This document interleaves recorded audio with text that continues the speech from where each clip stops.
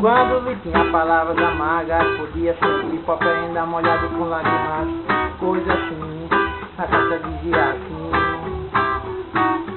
Cansei de São Paulo, resolvi mudar de estado pra poder esparecer. Deixei meu cabelo crescer, minha barba pra fazer, não sabia se engordar ou se emagrecer. Até que pensei como um cara de minha idade, que vi você com 16, precisava de mais liberdade. Subi no caminhão e sem direção, como um covarde eu cheguei no Maranhão. Aqui estava mais confiante e feliz com vários amigos, ouvindo um reggae raiz.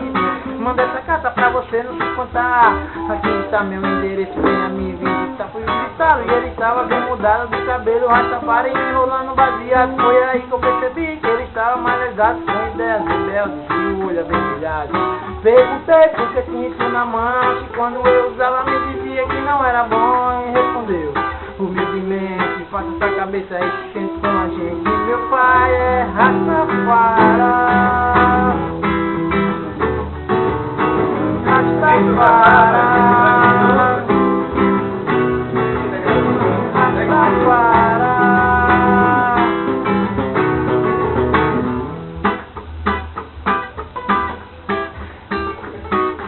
Cansei de São Paulo, resolvi mudar de estado pra poder esparecer.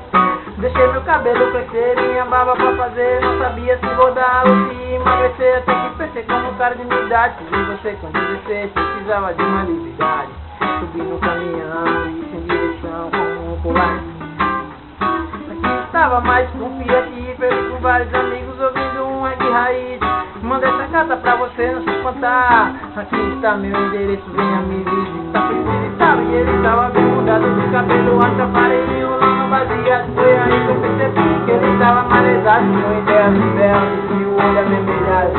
Perguntei por que tinha isso na mão, quando eu usava me dizia que não era bom. E respondeu humildemente, quando a cabeça e se sente com a gente. Meu pai é Rastafari,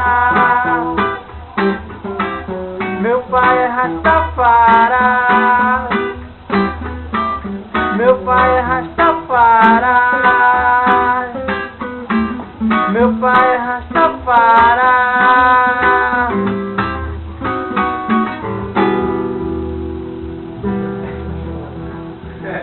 Eu sei,